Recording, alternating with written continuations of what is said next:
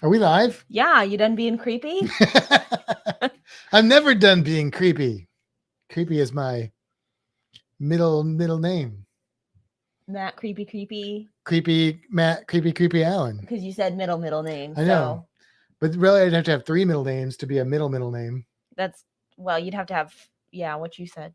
Yeah. Yep. So, hello everybody. We've got some people in the chat already, which is good to see because we still have about 12 minutes before we technically start the podcast.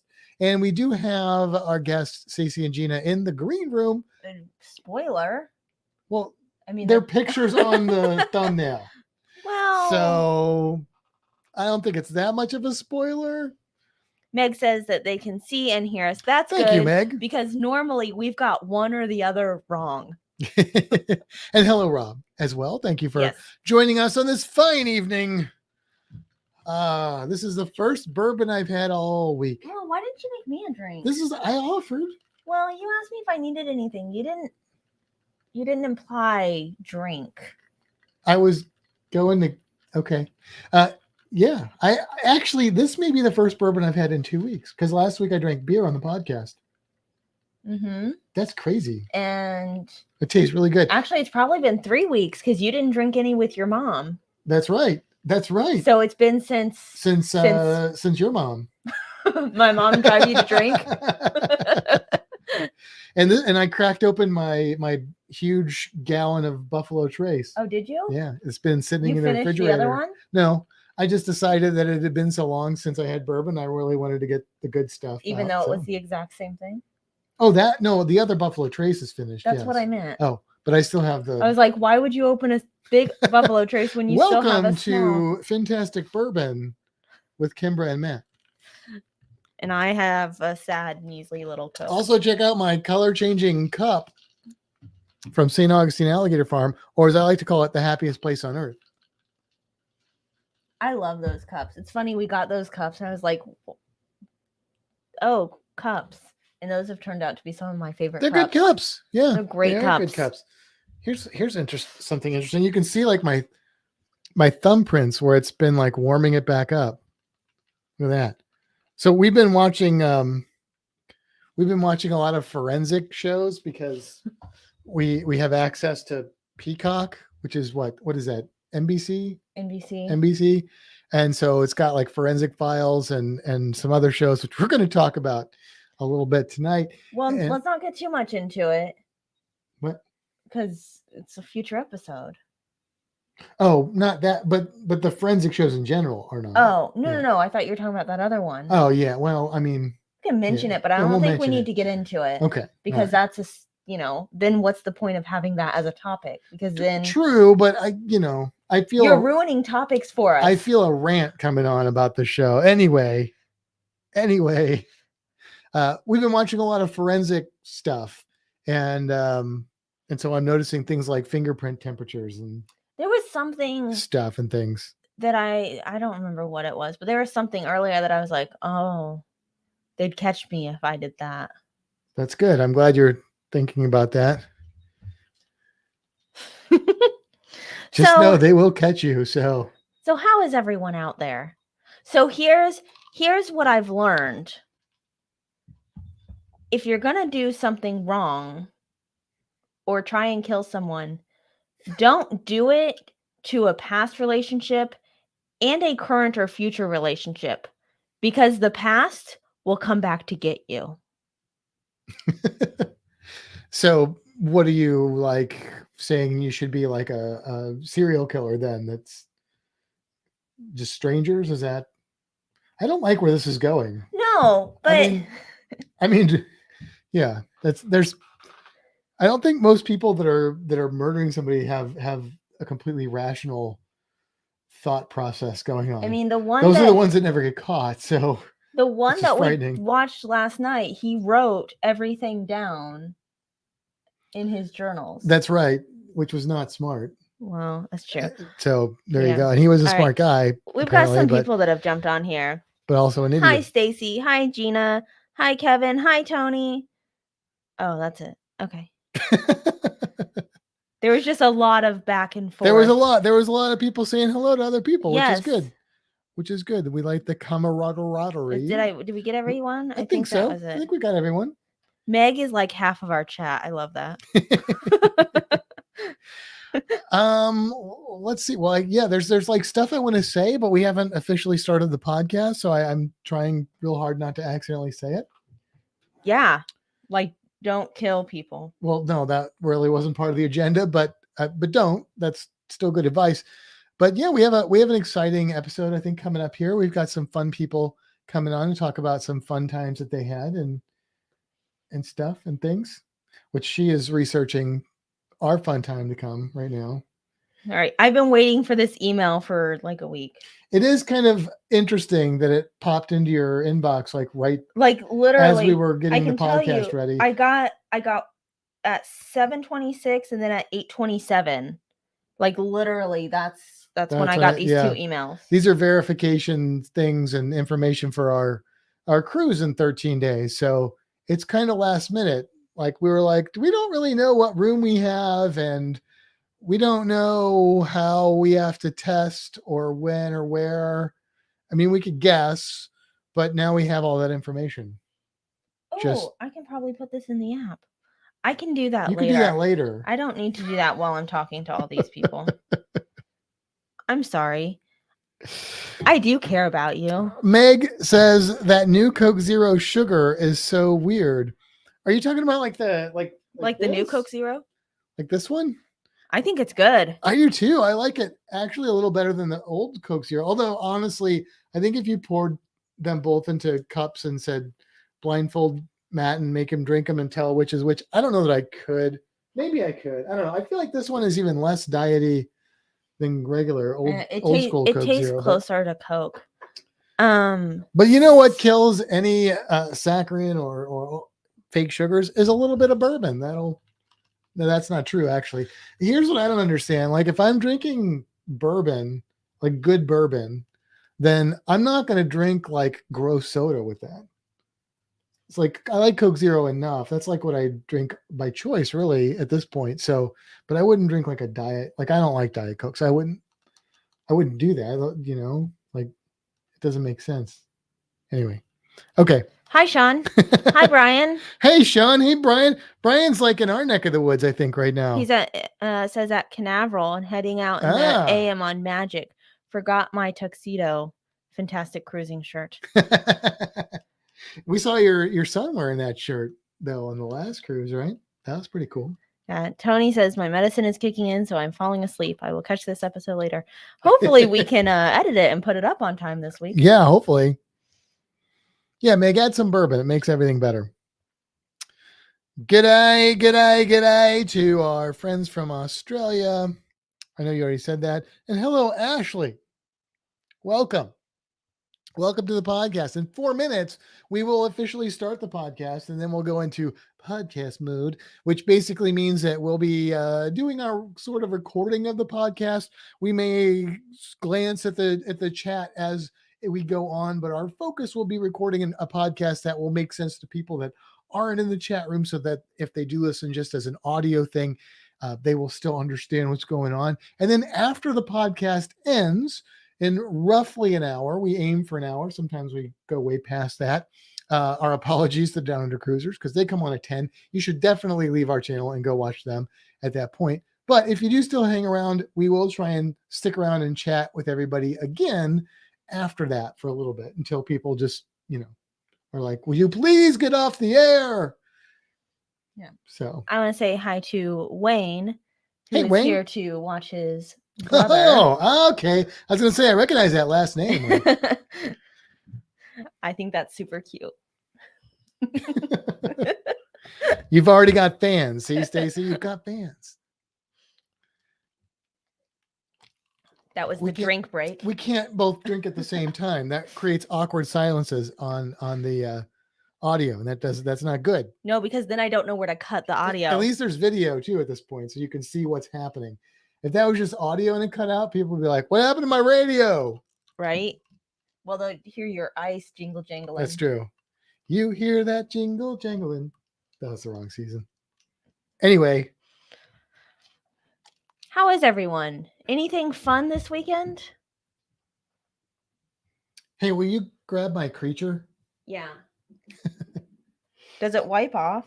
It's pretty good. It's pretty good now. So some of you have seen this. Maybe you saw pictures of it, but maybe it looks kind of cooler to see it in a video format. This is a 3D print of Gilman from, of course, the creature from the Black Lagoon. It's kind of a caricaturized version of it. And we 3D printed it, painted it black, and then put on rub and buff. It's pretty cool. Let's see. Facial recognition. See if it gets it. Doesn't identify. Is it too much? There it goes. Oh, there. Oh, there it goes. He doesn't make that sound, but whatever. Yeah, came out pretty cool. Yes, Meg, I know. It's the wrong season. Are you going to criticize it now? No, I think it's pretty cool. It came out pretty good. It was actually really easy to do. You could do that with anything, really. That's like if you want to make it look metallic.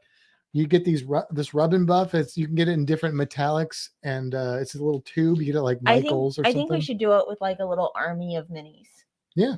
The only thing is, I found that you could probably use maybe a makeup brush or something, but trying to get into some of the details I couldn't get my big fat finger into made it a little difficult. So little bitty minis would probably be a challenge. Bitty minis in that way. All right. So we are going to start the podcast in just under a minute. And you like ready to go? Did you not realize what time it was? No, I just looked. It's 8:59. You just sound very excited. I'm just surprised I noticed before you were like, Matt, it's 9. We should start now. Okay. So it says there's 9 people watching. Like 9 and 9. Okay, it's time. Okay. Come with me, we're going on a fantastic cruise. Pick your destination with news, tips, and reviews. But here is an item you might not have thought of. All of the things under the water. Nature surrounds us with elegant features. You can't go on a cruise and not see the creatures. So let's make some magic, let's get ecstatic. Instantly classic, maybe romantic. The wildlife around you, cinematic on your fantastic cruise. Bon Beanie, and thank you for joining us for another episode of Fintastic Cruising. I am Matt. And I'm Kimbra. And I want to start off this episode by saying, thank you, Meg. That background does look pretty good, doesn't it?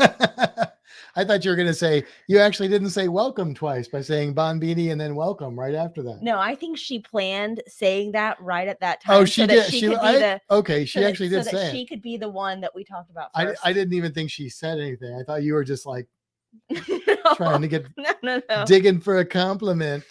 Well, welcome for real, Bon Beanie for real, to this episode of Fintastic Cruising. We have some friends coming on here in just a minute, and we are going to chat with them because they just went on back-to-back cruises last month. Well, almost. Yeah, it was still last month.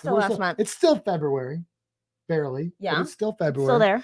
And so we're going to talk to them about that. Before we get into that, though, is there anything that we need to cover, discuss? Show and tell. There's always one thing that I like to talk about. What's that, Kimbra? Well, that would be the Fintastic group cruise, Matt.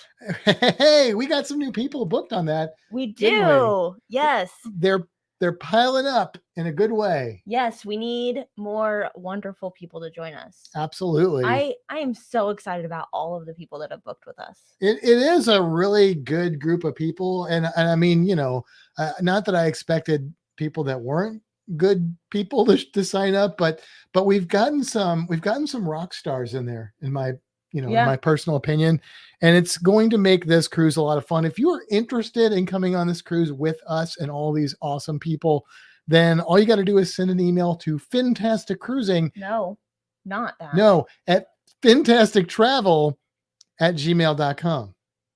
Fintastic Travel at gmail.com. If you do send it to fintasticcruising@gmail.com, we will still answer your email. We may request that you, though, correspond through Fintastic Travel, just because it's easier for us to keep everything straight and specifically organized. me, because Matt doesn't do it. Wow, thanks. It's cool. But yeah, so it's going out March 12th, 2023 on the Carnival Pride out of Tampa to Grand Cayman, Roatan, Belize, and Cozumel. That's a killer lineup right there. Yeah. So yeah. Join us. Yeah. Now, that is not the next cruise we will be on. We will be on 2 more cruises before that, at least. One of them being the October group cruise, which is also the first cruise for a Helping Hands for Cruising person to be on that. So definitely one to check out.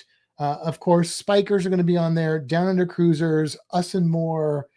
Am I missing one? That's all. That's it. That's the 3. You usually don't get them all. I know. I'm impressed. I've tried to do better because I'm bad with names, real bad with names, like except for like scientific names. What's my name? Kimbra. Okay. I forget names like our CEO at the aquarium. I forget his name all the time. Do you really? Yeah, I can't. And it's like, it doesn't make sense. I mean, it's a name right now. I could tell you what his name is, but how about our COO?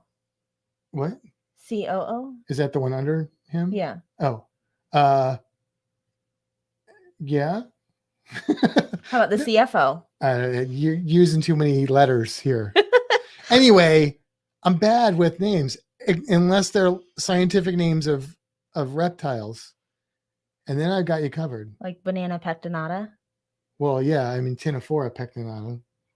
Ctenophora pectinata. Ctenophora pectinata. Ctenosaura. Ctenosaura pectinata. Maybe I'm not as good as I thought. What's Ctenophora? No, ctenophores. That's another thing. I don't even know anything anymore. That's a completely different creature. This just proves that I am completely lost my mind.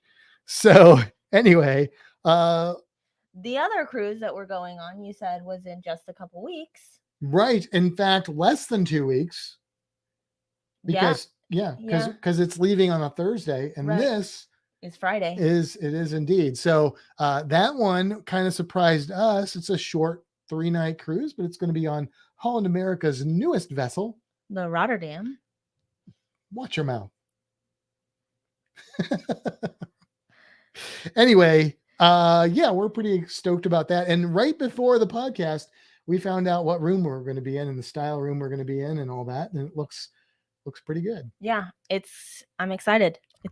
I'm excited. I mean, it's a cruise, right? Of course we're excited. All right. Anything else we need to cover here? I think you're pretty great. Well, yeah, you know what? I think you're pretty great too. Thank you.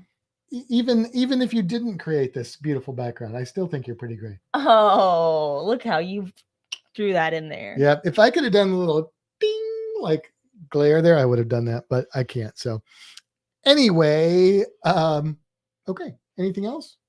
I think we should jump in. Let's jump in. We're going to bring on Gina and Stacy, and then we'll introduce them. And actually, before we bring them in, I want to say this because as soon as they come in, I know you're going to start talking and I'm not going to get a chance. So for those of you watching or those of you listening that want to watch, we have these really cool gnomes on our background. Oh, that's true. That Gina made. Are you blocking that? No, you can see it. Okay. No, you can see it. Yeah. Yeah. Gina made, and last year when they were down in Florida visiting, gave us some to us. Yes. And I think they are super cool. And I really enjoy them. I know. Top of the morning to you. Like, I know it's not technically March, but I felt like it was almost March. Kiss me, I'm Irish. Wow. I kissed him. All right. Now we'll bring them in. If they're still there. Hello. Hey guys. How are you two? Doing good. Good. Look, I'm going to not say anything since I was just accused of talking too much. You can talk. I said my piece before we started because I knew you were going to go boom. Okay. All right. Boom. All right. So anyway, welcome, Stacy and Gina. Thank you for coming on the podcast. Thanks for having us. Guys, a lot of people that listen to this podcast, especially the ones that watch, know who you are because you're very often in the chat conversing with people and stuff. So thank you so much for that as well. but we had to get you on this podcast because you've been cruising recently. And not only did you cruise, but you did something that Kimbra and I have never done. And that was a back-to-back, which is pretty exciting. So first of all, our second one. Your second back-to-back? Yeah. Yep. But not in a row, right? It wasn't like a back-to-back to back-to-back. No, unfortunately not. Yeah. That's the dream. That's the dream. Yes. And then you just go on the world cruise and you just never get off the ship. That's the dream. We can, but it requires us winning some sort of lottery or something like that. Does it though? Anyway, back to you guys. So tell us, what was the ship that you guys went on, and what was the port that it left out of? We were on the Carnival Freedom, and we left out of Miami. Okay. Our favorite port. Your favorite? I was gonna ask, have you guys sailed out of Miami before? I guess you have, since Yes. or this could have been your first experience, but have you sailed out of a lot of Florida ports or? Nope, just Miami and Fort Lauderdale. Okay. Have you sailed out of other ports besides those two? Nope, that's it. Everything That's is it. out of those two. Okay. So but we'll change that in September. We're going to sail out of New Orleans. Okay. Cool. That is interesting. And then in sailed out of July, all we're going to sail out of Vancouver. You're going to sail out of Vancouver? Yes, going to Alaska.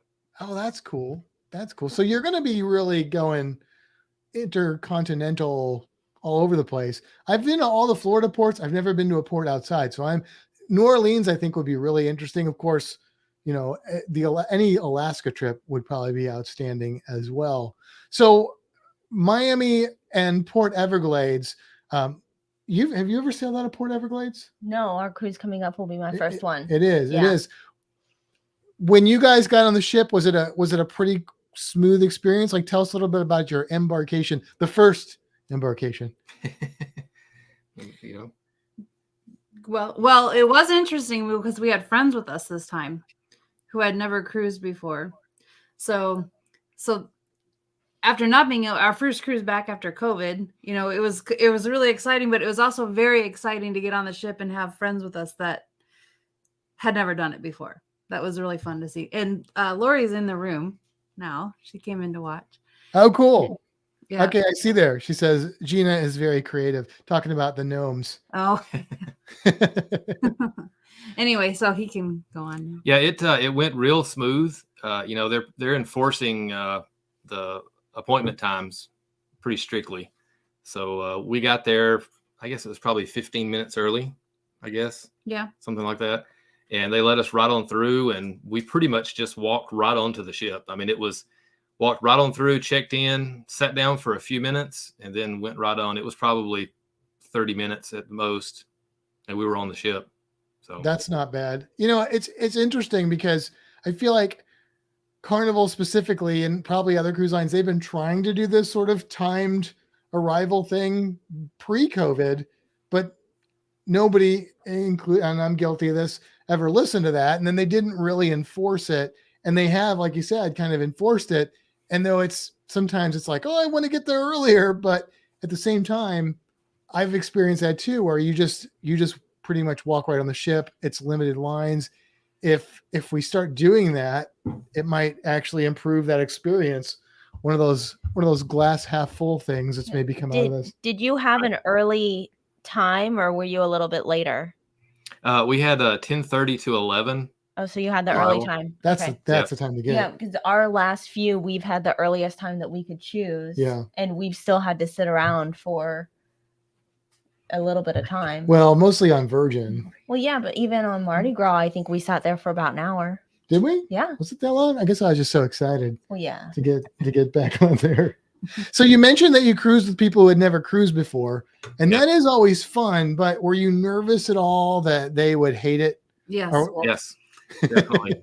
And Lori, the first week was not really into it, and I didn't think that she would probably want to cruise again. And then the second leg came around, and she starts asking a little bit more questions about cruising, and all of a sudden she says, I think I've got the cruise bug. I'm ready to book another one. Now, wait a minute. let me get this straight. So your friends that you're cruising with, they've never cruised before. And most people, they're like, I'm just going to try a short cruise, see if I like it. Yeah. They just jump straight into a back-to-back. Well, we were working with them on what they wanted to do, and trying to help them find their very first cruise. And so we showed them a few different options. And then they said, well, what are you doing? And we laid that out for them. And they said, well, I want to see what the cost is for exactly what you're doing. And so we put that together and showed it to them. And they said, and their first reservation was, I don't want to be on the ship that long. I want to do like a 4 or 5 day cruise, just because what if I don't like it, Right. Sure. But by the time 2 days later, I was like, nope, we're going to do the whole thing and we're going to go with you. So. Well, I applaud their bravery in doing that because I don't think I would have been that brave. I was one of those, I'm just going to do a really short cruise, and I caught the bug. And then, now of course I would do it. But our first cruises were back to back. Really? Yep. Our very first cruise was a back to back on the Carnival Magic. Did you guys just know you would like to cruise? Were you just confident, or were you just like, screw it, we're just going to do this? Well, I had watched so many YouTube videos and had been a part of the live streams and everything. He knew he was going to love it. Yeah. So you got the cruise bug before you even cruised, because you had experienced so much through cruising videos and stuff and other people. That's interesting. I've never heard anybody talk about that, but I could totally see how that would be a thing. Like, when I was going to cruise, I started watching a bunch of stuff because I was worried that I was going to get like nickeled and dimed, and I was worried about, kind of scams and stuff like that within the cruise ship itself. Of course, all that was laid to rest very quickly, but in watching those videos, it was exciting. And now there's so much content out there and so many people excited about cruising.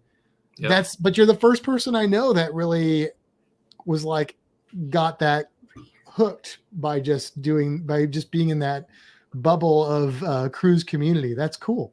Well, I mean, you watch all these other creators and they have so much fun and everything they do. So it's kind of hard, not to catch it, So I'm glad that you did like it though, because if you would have watched all the creators and then come off of it and been like, that sucked, you'd be like, I'm gonna go find out who you are and write you a nasty letter or something like that. But honestly, I think one of the cool things about a lot of cruise creators is that many of them are very, very authentic. And so the experience that you see on a lot of cruise vlogs are really not some overly edited experience. It's really, you're seeing what their actual true excitement, and they're just authentic. So that's really I think a testament to that. Yeah, I agree. Very cool. All right, so you get on the Freedom of the Seas, and you're on Carnival Freedom. Carnival Freedom. Sorry, were we on the Freedom of the Seas? We were. They got us. Somebody's got to change the name. So you got on the Carnival Freedom. Who came first? Carnival Freedom, I bet. Anyway, probably. You got on the Carnival Freedom, and it's an 8-night cruise, right? Yes. So not only a back-to-back, were they both 8 nights? No, the second one was 6 nights, so it's 14 total. Okay. So it's kind of like 2 7-night cruises then. Yeah. All right. But the first one was or like an 8 and a 6. Well, I know math, but I'm just thinking of the whole duration. Like if they would have done 2 8-night cruises, that would have been even super bold or something like that. It's still pretty bold. But so you get on there, and what were your port stops on that first cruise? Half Moon Cay, Grand Turk, Aruba, and Bonaire. Oh. It was fantastic. Yeah, please. I mean, I've only been to one of those. Look, I don't mean to concern your friends, but you hit some really impressive ports on that trip. Yeah. Those are all A+ ports in my book. I mean, every one of those is outstanding. Yeah. So we'll get into those. Tell me though, what was your impression of the Carnival Freedom? I liked it. I mean, it's an older ship, smaller, not too small, but overall, I enjoyed it. I don't know that I would really dislike any cruise ship really, but right. I liked it. I would go again. Okay. She felt a little different. I didn't. Well, we only had the Magic. We've been on the Magic 3 times, and then this was the new ship to us. So I only have the Magic to compare it to. I didn't like the Lido deck. Okay. So on the Magic, you have the second floor, which provides a little bit of more shaded area to be down on deck where the dancing and stuff happens, and that's not there on the Freedom, and I didn't like that. So you guys have only been on the 2 ships though. Then Yes. Okay. All right. 5 cruises, 2 ships. Okay. All right. If you book a cruise in March of 2023, you could add another ship to that list. And I'm just telling you, this Carnival Pride is quite popular with a lot of YouTube creators, but that's cool. Yeah, I mean, every ship has its advantages and disadvantages, and of course, I think there's certain things I miss no matter what ship I'm on of other ships. But does the Carnival Freedom have Guy's Burgers and Blue Iguana tacos? Yep. Burritos? Yep. Stuff? Okay. Red Frog Pub. One thing I did like is the upstairs, instead of the Italian place upstairs like it is on the Magic, they had a barbecue, kind of like the Pig and Anchor. Yeah. But what was it called? Old Fashioned Barbecue, I think is what it's called. It was really good. So it's not actually because the Pig and Anchor exists as sort of a little mini buffet on a lot of ships. And then, of course, there's the full one on the Horizon and I think the Panorama. But this one had a different name. That's interesting. I wonder if they serve the same food. I think it is. Yeah, okay. I'm pretty sure it's the same. It works a little different, but I think it's basically the same food. They have the Guy Fieri sauces and stuff sitting out for you to use. So I'm sure it's the same stuff. Yeah, it's good. It's good stuff. It's good stuff, and a great change of pace for that's the thing. Like a lady at work, she's only been on Carnival cruises, and she was asking me today. Her and her husband are thinking about trying a different cruise line, and they were wanting to know, did I think that was a good idea? And I said, obviously, try everything because different people like different cruise lines. But I also told her that having been on the cruise lines I've been on, I'm pretty firm that Carnival so far is my favorite cruise line of the ones I've been on, which is I've been on Royal Caribbean, Norwegian, Holland America, Virgin. And the reason, honestly, besides taking aside the value of the cruise and the fact that I do kind of like the fun cruise director aspect of it, but the real reason I think I like it is because of the food places like the barbecue, like the Guy's Burgers and the Blue Iguana, because the other cruise lines just don't have anything in my opinion, that equals that. They all have the buffets and good food there and stuff, and the MDRs are great, but they just can't hit those buttons for me. So yeah, I would agree. Even though Carnival is the only one we've ever been on. So yeah, I always tell people try other cruise lines because you may find that you like another one or just to get a different experience and stuff. But yeah, I mean, and like you said, Stacy, I mean, there's no cruise ship that I hate. Like even though if people have watched our review of Virgin, it wasn't super flattering, but that's because I was trying to be honest and of what I thought, comparing it to other cruise ships. If it was just that as a vacation by itself, it was still an amazing, fun experience, and it was a wonderful ship to be on. So, no, yeah, I feel the same. I'm glad we went, and I'm glad the experience was still great. It just wasn't my favorite ship. Sure, absolutely. You're still on a cruise. Yeah, you've got to try them all. You've got to go on every ship and try them all out. But so the Carnival Freedom is a pretty good ship. It's a little bit older, smaller. Let's get into the ports because we've got a lot to cover with ports since you were on at so many. What was your first stop? It was supposed to be Half Moon Cay, but which we love. Yeah, that's one of our favorite ports. But and that was supposed to be there was no sea day at first, right? Right. It was the next day. Yeah. Yeah. And unbeknownst to us, at like midnight, on that first night, there was a crew member that had a medical emergency. So we had to divert to Freeport, and they didn't make an announcement or anything because it was like midnight or shortly after. So they had to get the crew member off, and that caused us to. Not COVID related. Yeah, it wasn't COVID Right. related. So because of that, we ended up missing Half Moon Key. So. It was a But you've bummer. been there before. Yes. And honestly, I love Half Moon Key Mm-hmm. and that Key, whatever. And that's where we're going on our Holland America trip. It's a 3-night cruise, so there's only one port, and that's it. And I'm happy we're going there.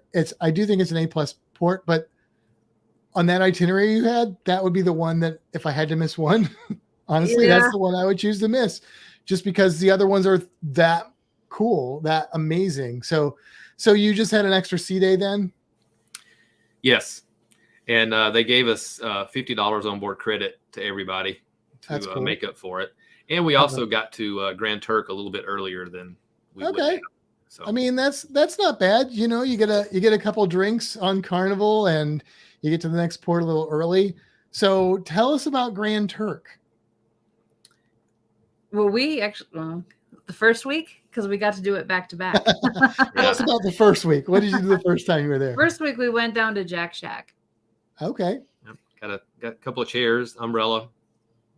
The dogs were a little shy. They didn't really want to let us play with them until we had a burger that wasn't cooked that they gave me. And I said, I took it back and I said, do you have somewhere I can throw this away? And they're like, feed it to the dogs. And then Kraken came around a little bit, but then they were your best friends. Of course, if you guys out there aren't familiar, Jack Shack is a famous bar on Grand Turk that was famous for a dog. Oh, what was it? There was a dog. What was it? Topher. Yes. And I think Topher unfortunately passed away, but they have more dogs there. So hopefully they'll get a little friendlier, or, just they have give them some Calypso hamburger. and Kraken now. But we were actually supposed to be there on our first cruise, and we were so excited to meet Topher. Aww. And it was too windy and we couldn't dock. Oh. So then we booked the next year to go back to Grand Turk and expecting to meet Topher, and like a month prior he passed away. Oh. So we missed him. Yeah. And for those of you watching, listening, Stacy and Gina are huge animal people, and especially they love dogs. They are big time dog fans. They love Reno a lot. So, and Reno really enjoyed they got to come over and hang out and stuff. But yeah, that's sad. Hopefully those new dogs will start to warm up a little bit more though. But was it a pretty cool experience though at Jack Shack? Like pretty laid back?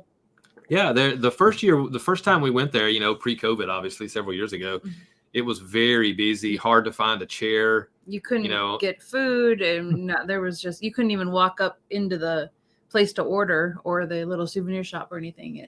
There's so many people. This time it was much less people and much more laid back and calm. So it was fun.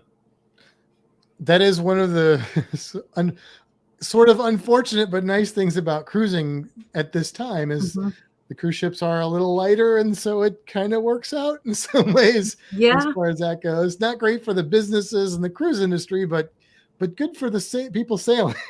Right. Yeah, we were sailing at only both cruises, both legs were like 40 some percent. Oh wow, capacity. So, and that's low because Carnival had been sailing about 70%, I think, on most of its ships. Yeah. So that's a lower percentage. Did you guys feel like that changed your experience in a positive way, a negative way, a little of both? I loved it. Yeah. I think it was great. Didn't ever have to wait on anything. The elevators were right there.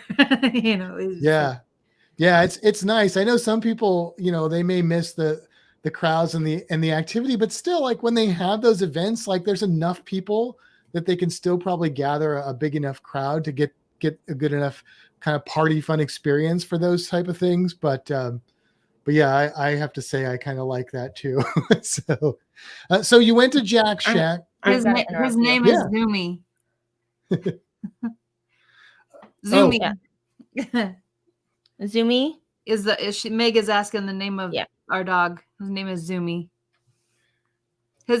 Honestly, we just adopted him in November after we lost our dog Tyson, and Zumi's real name is Tyson. Oh, really? The shelter had nicknamed him Zumi, and when we got there to meet him, half the staff called him Tyson and the other half called him Zumi. But on their webpage, he was listed as Zumi, so we were interested in him before we knew that his name was Tyson. So we just kept Zumi because there'll never be another Tyson. Yeah. But he and looks Zumi's a like great name too. Very cool. Thank you, Meg, because there are probably other people wondering that as well. We have for some reason, this podcast gets a lot of animal lovers. I don't know why. It's weird. It's like strange how that nobody works. here likes animals. Well, we have 4 people here that I want to say hi to, because I don't know if 2 of them are going to stick around, and they're not in the chat. But Trish and Peggy are not chatting, but I know they're in here or they're watching. And Stacy's brother Wayne is here in the chat, and Lori is in the chat. I don't know if anybody else jumped on, but I haven't looked at my phone recently. But I want to say hi and thanks for coming on, guys. Yeah. And we thank you too. Yeah, thank you so much. So cool. Okay, so so you went to Jack Shack. Is that kind of your day at Grand Turk? Yeah, we stayed there for the better part of the day, the time that we were there, and then I wanted to go snorkeling a little bit, and you have to, the best snorkeling is right there close to the ship. Yeah. And we went down the beach there, and right about the time I was ready to go in the water, the other ship that was there was leaving, so they made everybody get out. Oh, did they really? Okay, I didn't know they did that. So it only took a few minutes, whatever, but we had to wait. And then once we got back in the water, it was cloudy enough to where you really couldn't see anything because of the ship's leaving. So we ended up just walking around and shopping and ended up getting back on the ship. So it's a nice port, but I love that snorkel area. And it's so close. Like if you go to the rope at the end of the swimming area, when the water's clear, which it must clear up pretty quickly. You can literally see the cruise ship underwater. Like it's that close to it. Yeah. It's pretty neat. Okay. So what was your next stop? Was it a port day the next day? We had sea day. Yeah, we had 2 sea days, 2 right? sea days in a 2 row. sea days. And then during one of those sea days is when we ran into that's a bad way to say it. We came upon the small boat that needed a rescue. So I have a video of that you sent to us. Yeah. So it's a short clip. I'm going to play it.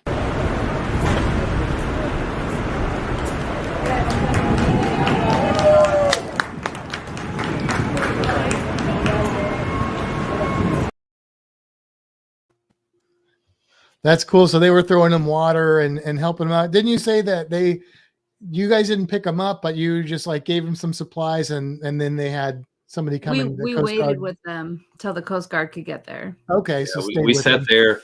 We sat there in that one spot for probably 4 or 5 hours. Oh, wow. So it put us behind getting into Aruba for a couple of hours. They weren't having life-threatening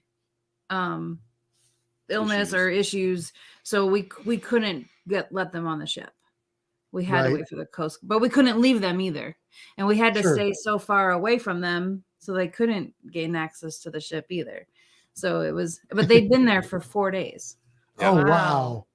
They've been in the water for 4 days. They were giving hand signals and motions to the people there, and they were motors. I was thinking they were first maybe out of gas, but they had a whole bunch of gas containers in the boat, and they held up one of them, and you could tell it was still heavy. So I'm pretty sure they still had gas, and he pointed to the motor then and gave a little symbol like that. So I'm guessing something with the motor probably broke, and they were stranded. It's kind of terrifying. I'm glad they're okay. They look like they were, from the video, it looked like they were doing all right for being out there for 4 days. Yeah, I have no idea what they were doing out there. No, we'll never know. But right before that, we saw a whale. Was that on the sea day? Yes. Yeah. So you saw a whale from the ship? Yes, we were in the buffet. We were looking out the windows in the buffet area. I had just gotten a coffee, I think, and we were kind of over by the windows, and but yeah, in the buffet area, and somebody kind of pointed out there, and I was like, and I saw the blowhole go, the water go up, and Stacy, get over here. And he about missed it. And then he said, oh, it's gone. I said, no, just watch. And sure enough, it came up again. And I saw it about 3 times. I think he got it twice. Yeah. That's awesome. Wow, that's cool. It was so far off in the distance, though, by the time I got it on camera that it wasn't worth really looking at. Yeah. To the naked eye, though, you knew what you were looking at. Yeah, I've not yet seen a whale in the wild. And it's interesting that you guys did because, like, I mean, I've been kind of in the cruising hobby community for since like 2012. Have you seen a whale? I've never seen a whale. Okay, you said I've never seen a whale in the wild, so that my question was, have you seen a whale? No, I mean I've seen like orcas at SeaWorld, but that's the closest I've gotten. That doesn't count. Not an actual whale, but here's the thing, like all the time I've seen all the vlogs, or I've seen a lot of vlogs and I've been on a lot of cruises. No whales. And then this last year, by year I mean like time frame, not like actually 21, 22, but there's been several people who have either done whale excursions in the Caribbean. I mean, I know it happens on the Pacific coast, in the Caribbean, or they've just seen whales. And that's so cool. It must be a winter thing, but I don't know if, well, for you guys, it's just a random encounter, but I don't know if some of these other islands, if I just never knew about those excursions, or if they just figured out that people like that and they're pushing those, or maybe whale migration has changed. I don't know. Or maybe I just have been unlucky when it comes to whales. I don't know. People that sat next to us in dinner or at dinner, they heard us talking about seeing the whale, and apparently, and the one guy's like, see, and he's like, tell them. Apparently, they saw it from their cabin, from their window in their cabin, and their friends weren't in the room and didn't see it, and they didn't believe him. They said, no picture, no proof. It didn't happen, But then there we were talking about it too. So he's like, there's my proof. They saw it too. Hi, Reno. Hi, Reno. He started becoming needy. Yeah. So does Zoomy. Zoomy's very needy. It's interesting because if you would have, if I wouldn't have known you guys and you would have told me that you saw a whale on the cruise like a year and a half, 2 years ago, I would have been skeptical too, because I mean, working where I work and hearing people, like a lot of times people think they see things they don't, but now, well, one, I know you guys, and two, I also know there's all these whales, so that's exciting. That's really exciting. Maybe we'll see a whale. Can we see a whale? Let's go see a whale. We're just going into the Bahamas. I don't think we will on this cruise, but that gives me reason to cruise in the wintertime, because I bet that's when they're here, when it's colder, because most whale species don't like warm water. So yeah, that's so cool though. Now this may have been an orca, so I guess like you said, technically it might not be a whale, but still really cool to see one in the wild though. Yeah, very cool. Okay, so then that was Grand Turk. So then what was your next destination? Aruba. Oh, we got there 2 hours late because of the delay with the little rescue on the boat. So, and believe it, there was people on the boat that were upset that we were 2 hours late because we stayed. And there were people that didn't want us to stay and wait with the boat because it was going to make us late. No. And I'm like, it's 2 human lives. Right. It's frustrating if it was because they did something that was not smart, but at the same time, it's like you said, it's human lives. You've got to have your priorities. Yeah. So and how long were you in Aruba for? If you wouldn't have asked me, I could have told you. Was it into the evening? It was it was supposed to be 9 a.m. to 11 p.m. Okay. But we didn't get there till about 11:30. So that's why I asked, because that tends to be the thing in Aruba or in the ABC Islands. A lot of times if you're going to 2 of them, you'll be at the first one pretty late because they're so close to each other. And so 2 hours off of a port when you're going to be there till 11 p.m. isn't as painful as 2 hours off a port when you're going to be there till 5. So at least there's that. Yeah. But tell me about, have you guys ever been to Aruba before? Yeah. Yep, we had. We did something very similar, but just we went snorkeling. The first time we took a catamaran out. This was like a schooner, I think they say, or schooner.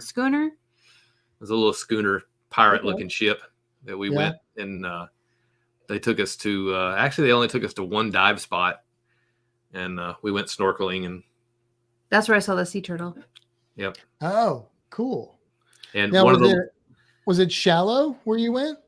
When you went in front of the boat, it was started to get more shallow. I saw it at the back of the boat. I kind of get my asthma kicking in, and I get anxious, and so I was kind of making my way to the back because I wanted to be close to help if I needed it, or get back on the boat quickly if I needed. Sure. And that's where I saw the sea turtle.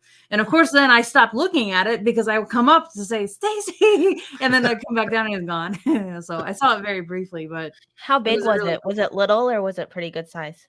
I don't know how to judge because I don't know anything about them really. I don't know what sizes they were. To me, it was a good size. To me, I would have tried to swim the other way really fast. But how big was it? I don't know, probably like this. Okay. I'm just curious. Okay, that's probably a juvenile. Yeah. Then. Yeah. It was really cool. What we saw in Bimini is what I'm thinking. Probably. Yeah, probably. It was really awesome. Light colored. Yeah. Most likely it was a green sea turtle, but I mean, that's a guess.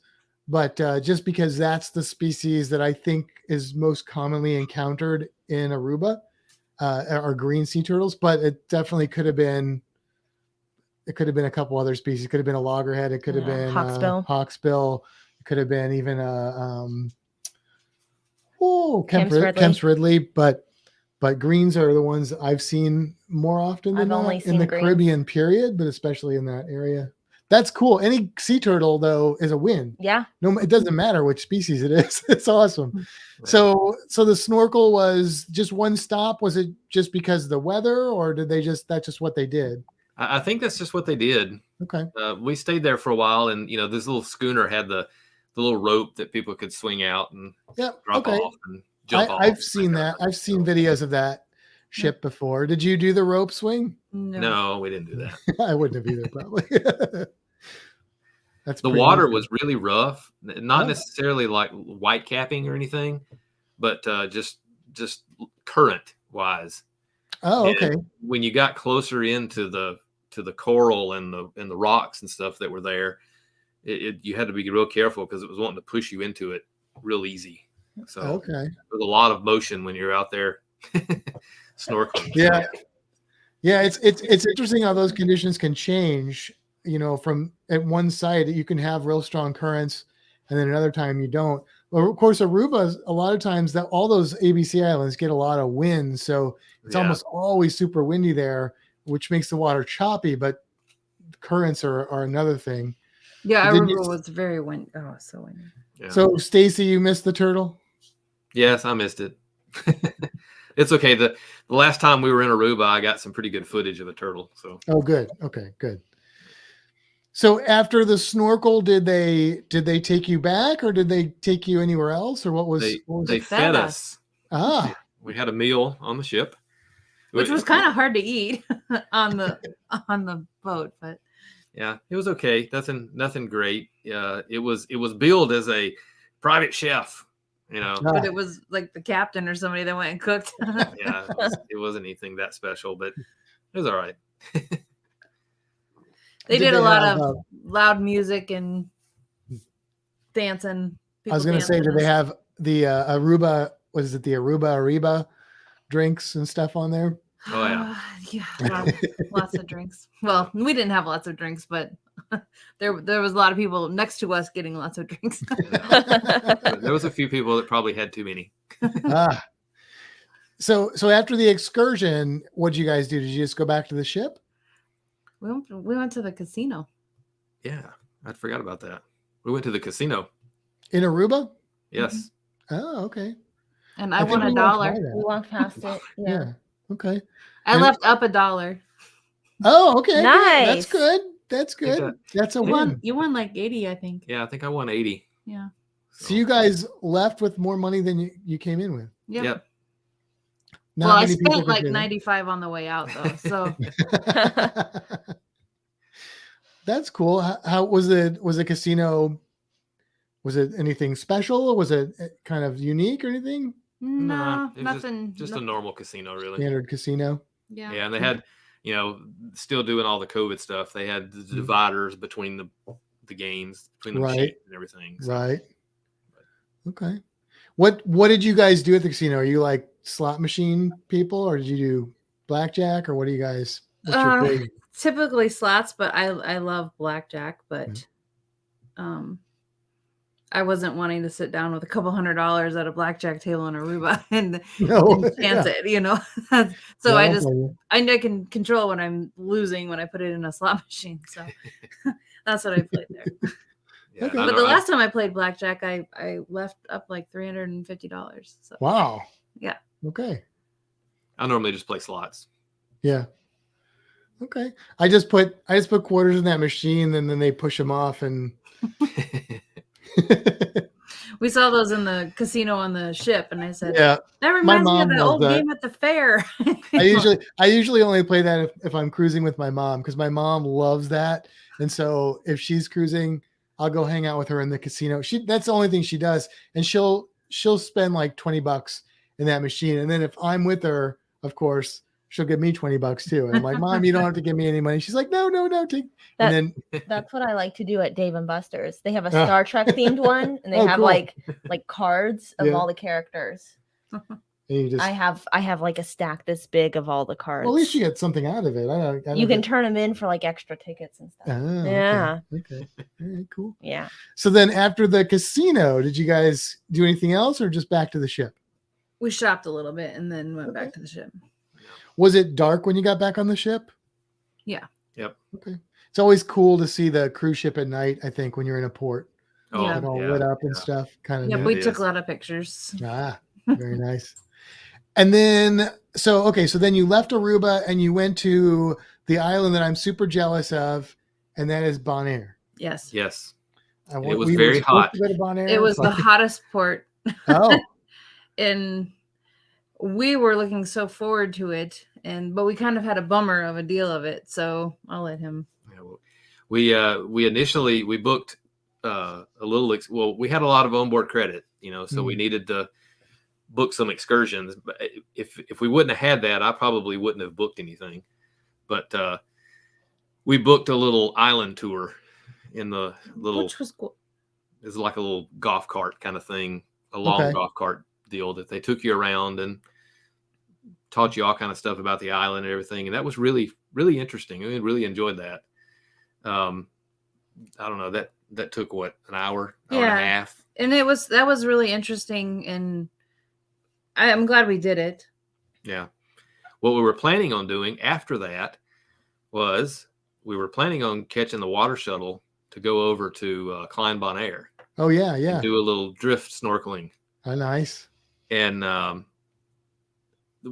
when we first got off the ship, they had all the little tents set up to where you could, buy your tickets for the water taxi and everything. And we saw the signs that says, water taxi leaving every 30 minutes and, blah, blah, blah.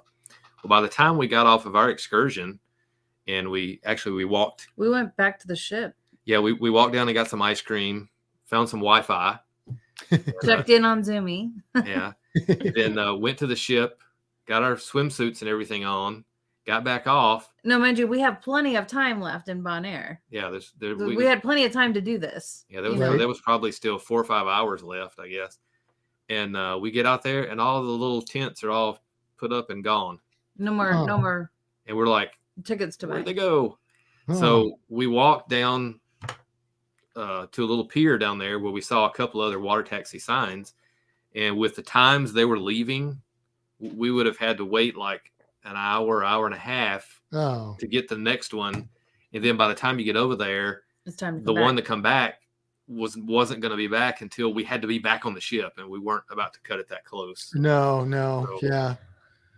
Okay. So that was a bummer. Lesson is get those tickets as soon as you get there. Yeah. So go to Klein Bonaire right away. Yeah. Well, we were really looking forward to doing that. And I mean, Bonaire is like, when I was a kid, I got the Skin Diver magazine, which was a scuba diving magazine it's like every other month the cover was Bonaire. So it's We learned that's no. Was it a doctor that broke captain? A captain. His boat had trouble with his boat, and he kind of washed up there at Bonaire, and he never left because of the diving. And I think was it Don, Captain Don, something like that. He became a celebrity on the island because he was an American. He taught them how to scuba dive. Oh wow! And he's the one that brought scuba diving to Bonaire. Yeah, and that's awesome. That's what really put them on the map. And he was, I mean, everybody knew him. He was there, celebrity all the time. And they took us on the little tour we went around. They took us to his grave site in the cemetery. And it's always like some of the others had grass and stuff grown up and not taken care of. But they said the locals always take care of his site because he's a celebrity, So. Huh. That's cool. That's really cool. Well, it just gives you another reason to go back to Bonaire. Yes. So, with the knowledge we have now. Yes. When you were on the Bonaire tour, like one of the things that fascinates me about the ABC Islands is they're more of a desert island than they are tropical island. Did you see that? Did it look more like were there cactuses and stuff like that, or succulents, or? Yeah. They actually, most of our tour went through town. Okay. But we did see a couple of spots. They were talking about the fences, the donkeys and stuff that roamed around, goats and things that roamed around. They said that they let people just let their goats loose and just kind of go around and eat grass and weeds or whatever, but you don't want them obviously getting in if you have a garden or something.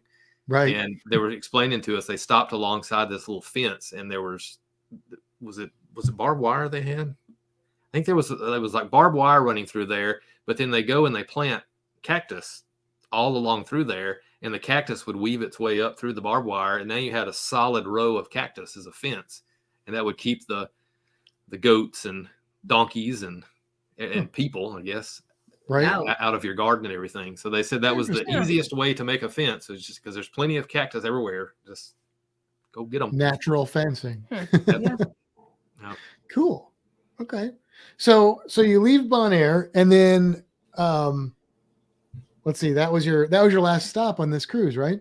Yes. Mm-hmm. Then we had did more you have like a days sea day back or something? Two sea days. Nice. That's nice. I like that. I like the sea days in the middle. I like a little bit in the beginning, a little bit in the middle, and a lot on the end. That's like my preference if I can get a cruise with that itinerary, because I feel like that. Well, for a back-to-back, it'd be a little different. But normally, if I have one sea day at the end of the cruise, all I'm thinking about that day is that I have to get off the ship the next day. But if I have you got two, to pack that night, and if I have two, then I'm like, I got a whole other day. Sorry. Let's relax. Yep. Meg, can you take care of that? Oh, we got somebody in the. Oh, geez. Yes, please. You're welcome, okay. Wayne.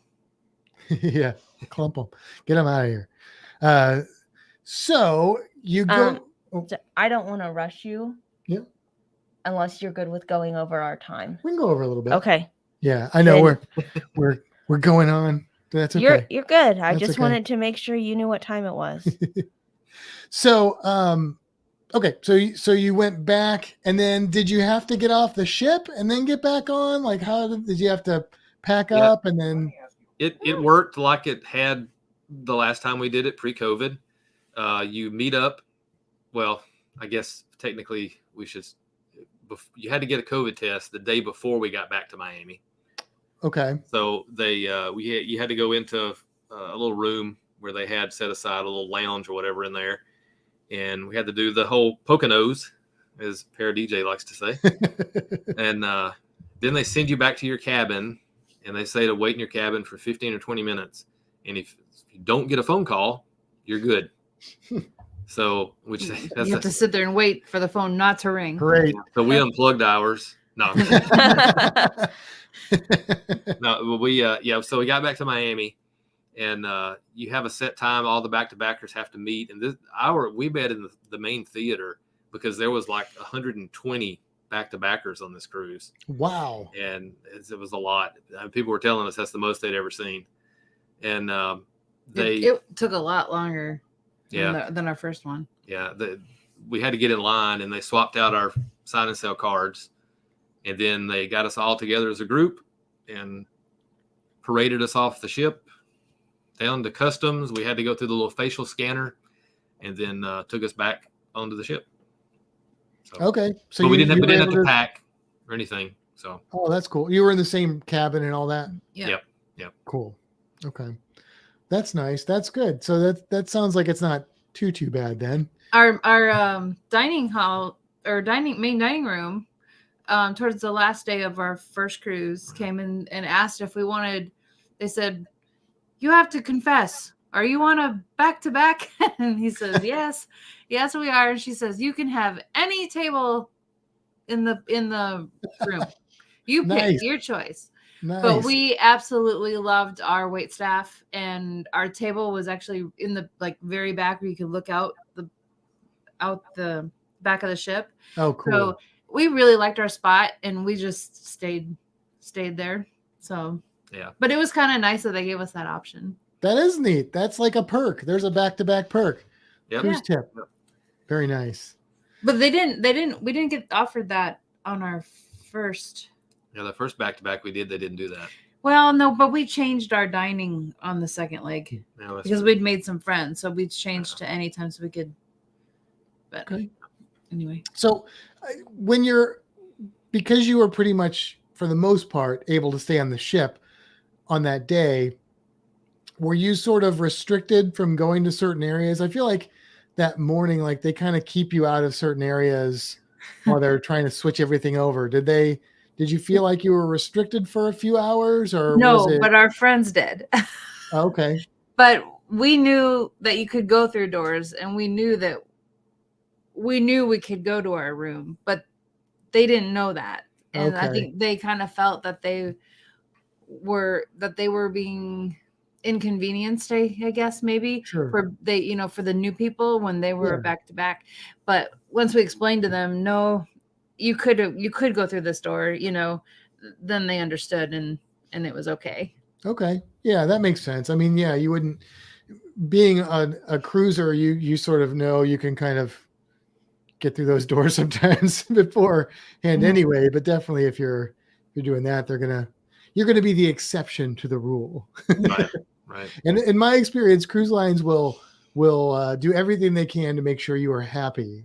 As long as it's safe, they are going to bend some of those rules that they want people to follow. But if you need to bend one of them to be happy and it's safe, usually they're going to be okay with that, is what it seems. Yep. So now you start your second leg on your back-to-back cruise. And what were the port stops on this one? Princess Keys, Grand Turk again, and Amber Cove. Okay. So 3 good ports. I've never been to Princess Key.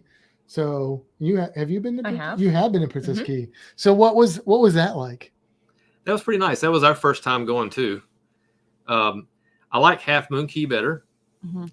It's a prettier beach and prettier water, but it was really nice. The island's divided up into 2 halves, and so you can either go to the left or you can go to the right. It's basically the same thing on either side. There's more shopping, and the food and everything was over to the left.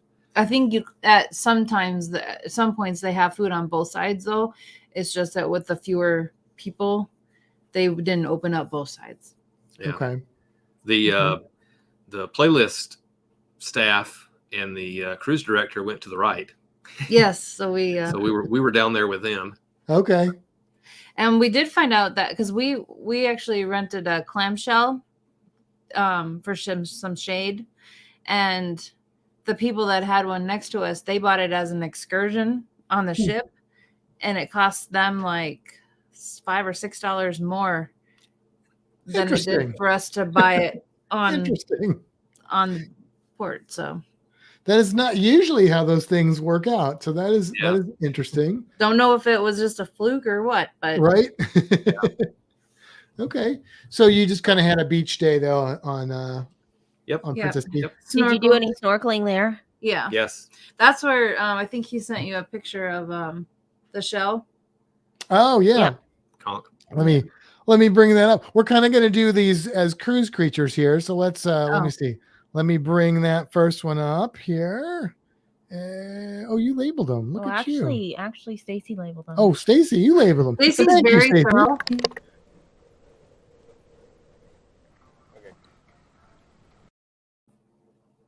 Yeah, he had to dive down to get that one. It was good. That's what you said. So that was a juvenile or young-ish queen conch, which is the famous conch that conch fritters come from. If you like conch fritters, it's usually from the queen conch. And how far did you have to dive down for that? It was only probably 5 or 6 feet, maybe. Okay. Something like that. But you got it. And it is alive. I know you asked me, you weren't sure if it was alive, but it is alive. The true conchs, and that is a true conch. There are some snails that are called conchs that aren't. They have a little notch in the shell, and they, instead of, like, snails usually have something called an operculum, which is like a little door. They can close off their soft body in that opening. But true conchs, instead of like a little door, it's more like a little almost saber or sword or something. And they'll use that to push themselves over, but they'll also use it, like, if you pick one up and they're feeling a little bit more aggressive, I guess, they'll try and push off from you and get you to drop them back into the water or out of your hands.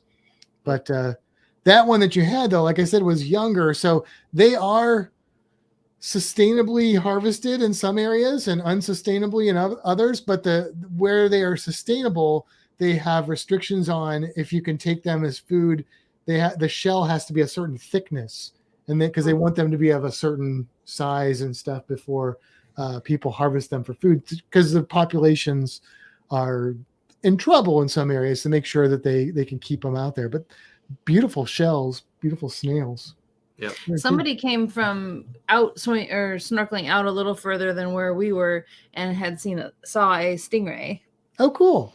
Yeah. Okay. I headed out there, but I didn't see it. So, was there any structure in the water? Was it all sandy? Like, what did the snorkeling venue look like?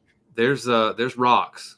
Okay. It's almost like there's borders that come out, little peninsulas of rocks that come out kind of on each side of the swim area that we were at. To the right. Yeah, we were on the right side. Mm-hmm. So, and do those rocks go, like, are there rocks underwater and stuff, or just like? Yep. Okay, because that's what you need usually to get a lot of animals in there. Like, you'll see sporadically ones around on sandy areas, but if you get some kind of structure, that's what brings in all the fish and then other invertebrates and stuff like that. So did you see a lot of other things there? Mostly, well, the little video where I sent you of the angelfish, that's where I saw that. And that's kind of what the structure looked like there. Okay. Rocks underneath there. Let me throw that one on here real quick too.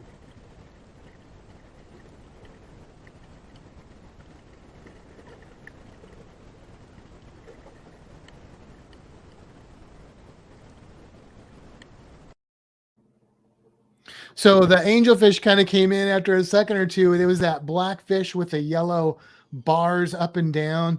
And that also is a juvenile. That is a French angelfish. So when they get bigger, they lose those big, like, bars or bands, and they just have little yellow markings on the edges of their scales all over their body. They get that name French angelfish because whoever first described them thought that they looked like Paris, the city of lights. And so they called them the French angelfish. I could have said all of that. You could have. I'll try and be quiet. It's fine. You're good. I probably don't know the next one. Oh, you probably do. I bet you do, based on the ones that are there. I think you do. Maybe. So okay. So Princess Key was pretty good. Nice, relaxing spot. Yep. Decent snorkeling. Yep. And it's pretty much all inclusive unless you want to get, like, shade or buy a couple drinks, or that you said there was a little bit of shopping and stuff there. Yeah. There's a few shops that were, ship related where you could use your ship card at, but then there were a few local shops where you played cash for. Some of the locals. All right. And then you got back on the ship and you went to the next port?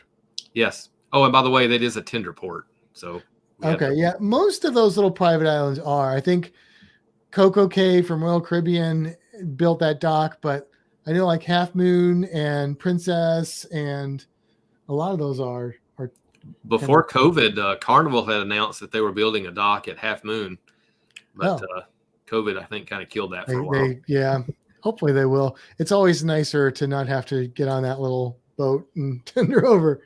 Yeah. But at least they're usually not long tender rides on those. Like if you go to like Belize, that's a long tender over to Belize. Yeah. What was your next port stop? I liked Belize in the port, but we didn't venture out of the port when we were there. Yeah, on our first cruise. Yeah, but yes, it was a long tender. It's not like a 15-minute tender. Yeah, it's a little bit longer than like the 5 minutes or something. But Grand Cayman's a real short one. Yeah, like I'm like, can I just get out and swim? So, what was your next stop? Grand Turk. Grand Turk again, and what did you do this time? This time we got chairs right there by the ship, right when you get off. Mm-hmm. And we floated, swam. We bring floaties and snorkeled. Yeah, that's where I saw the barracuda. Yeah. Okay. So, yep. This is a big one. Yeah, we had that one on last week. Was it last week? I think we showed that picture, or the week. Yeah. 2 weeks ago. I think 2 weeks ago. Okay, so that's cool. I love seeing barracuda. They're pretty common.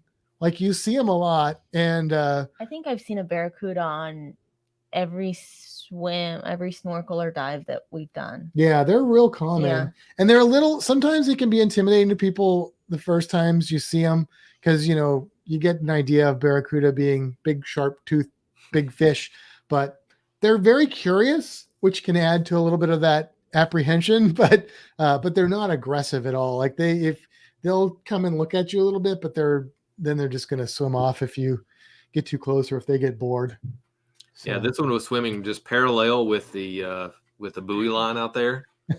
Probably knew where the people didn't pass, and it was like, so I just swam right along with him and just kind of filmed him a little bit. So nice. So I don't know if Lori's still in the room, but she was floating in the water with us there, and then she went back up to the chairs, and then that's when he saw that fish. But then when we were walking back to the ship, we were all together, and I saw this big shadow of something swimming in the water. And I was like, I wonder if that's the fish you saw. And he's like, I bet it is. And so they were there looking at it with us. We haven't told her yet that you have identified it as a barracuda. So probably just now learning that. She was yards away from a barracuda. There you go. But nothing to be concerned about. Barracudas do not bother people at all. If you're fishing or if you're feeding them, that's when they might make a mistake and you might have an accident. But other than that, they really are not a problem at all. So did you see other cool stuff at Grand Turk? I enjoy snorkeling there quite a bit.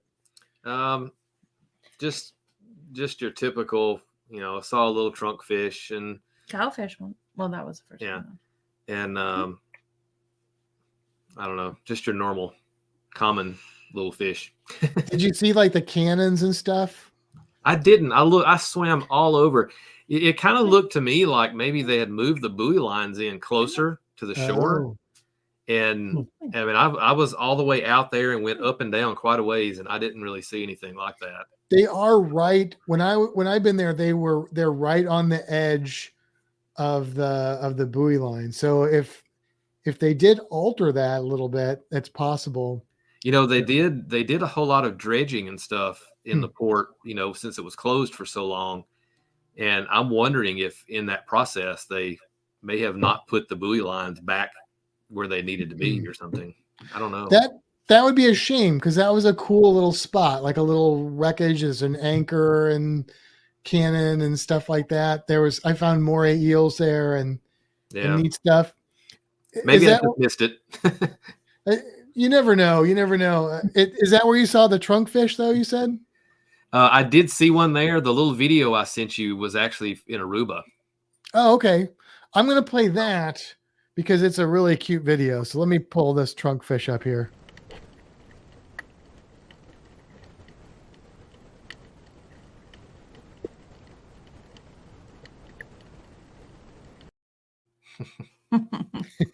He was pretty curious. Fish are so awesome. One of my favorite fish. I was going to say, Kimbra, tell them about the trunk fish. That is a smooth trunk fish What do you want me to say about it?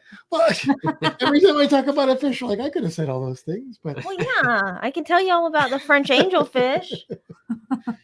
The smooth trunk fish is a weird triangular shaped fish that has smoochy lips. it's a flat bottom fish. Queen wrote a song about it. Bottom fish. Yeah. Flat bottom fish, you make no. Yeah, I got it. They are strange looking. I always say it looks like you could just set them like a curio cabinet or something. And just, that video looks like he was coming over to like smooch your camera or right? something. Yeah. What was happening there? I'm pretty sure the fish are used to them tossing the leftover food overboard, because I was heading back to the little schooner boat to get back on, and all of a sudden all these fish just swarmed around. So I started recording, and that little fish kept coming up and back and up and back. That's funny. Yeah, I bet you're right. Then when we were at Flamingo Beach, they were up by the flamingos because they were eating the food that people were feeding the flamingos that they were missing. Yeah. They are cute little fish though. Really cool fish. Smooth. We saw some flamingos in Bonaire. I was wondering if you did, because they are wild in Bonaire. Aruba, they're rare to see them in the wild, but Bonaire is where you see them. I think Curacao too. But you did see some on that tour?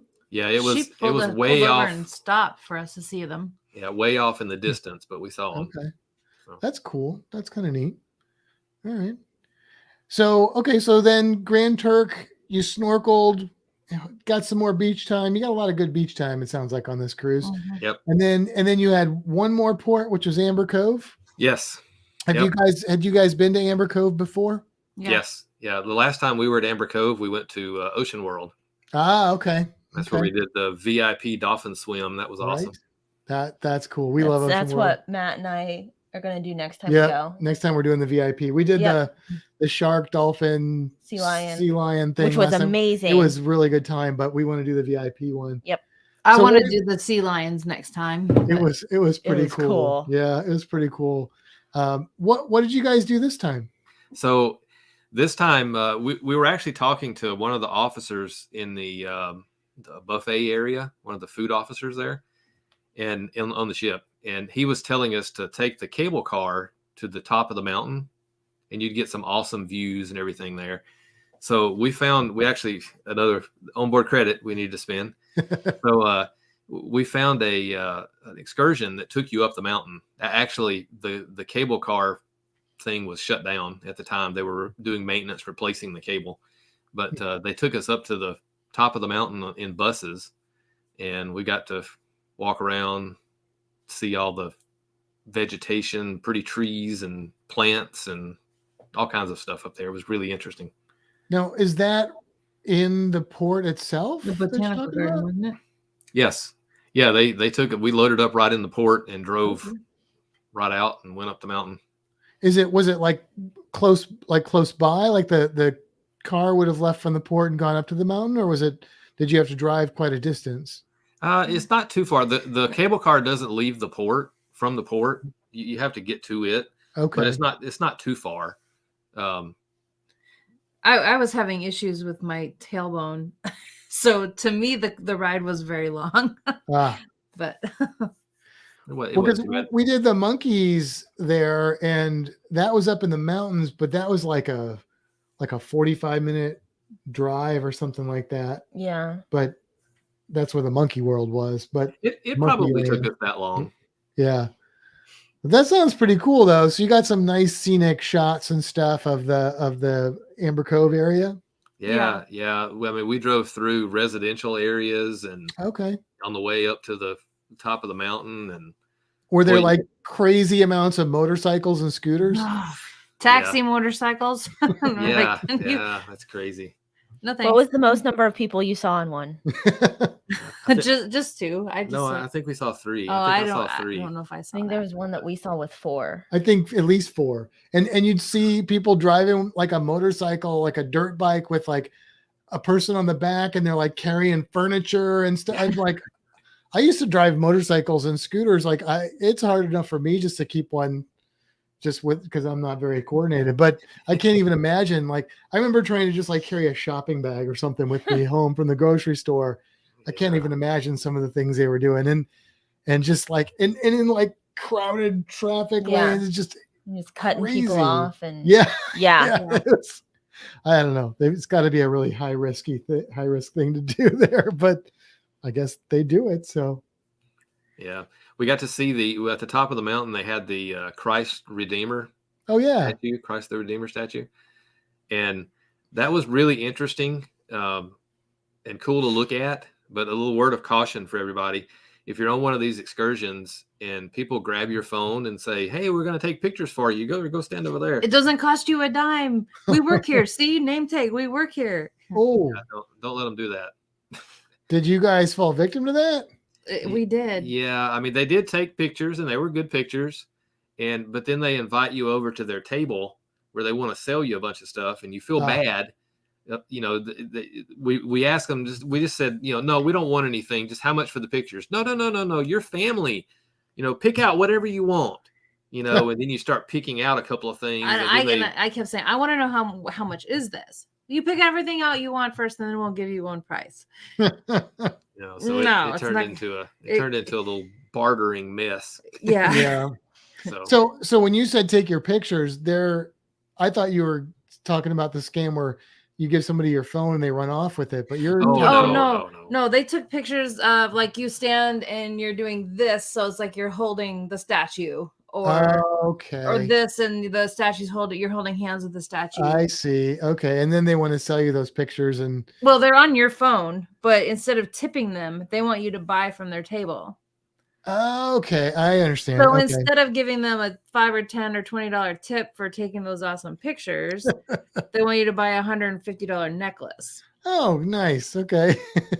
Yeah. So that's a different one. I haven't been subjected to that one. I've had similar-ish things happen, but that is good advice. So know that, just take your own picture. Do that because they will have just take your own pictures. They will have expectations, whether they admitted it first or not. So interesting, but it sounds like you still had a pretty good time there. Yeah, it was great. And after we left the statue, they took us down through the city, and we got out there and went into a church. And I don't really know what we were supposed to see. I guess it was an old church, I suppose. But they were telling us something about it, but I was fuming about the necklace that I wasn't paying quite enough attention.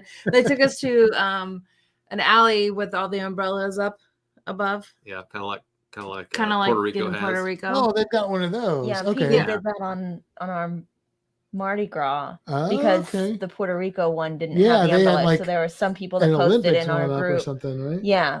But there are some people in our group that were like posted some pictures on Facebook and was like, since we didn't see it in Puerto Rico, we went to see it in Amber Cove. Oh, so we did end up buying a necklace. Oh, but not $150 one. I hope. No, 100. We got it down a bit, and I got a couple other things for that. That's $100. So, but we went into a shop that they wanted us to shop at. They let you try some kind of a rum or something? Oh, the Mama Juana.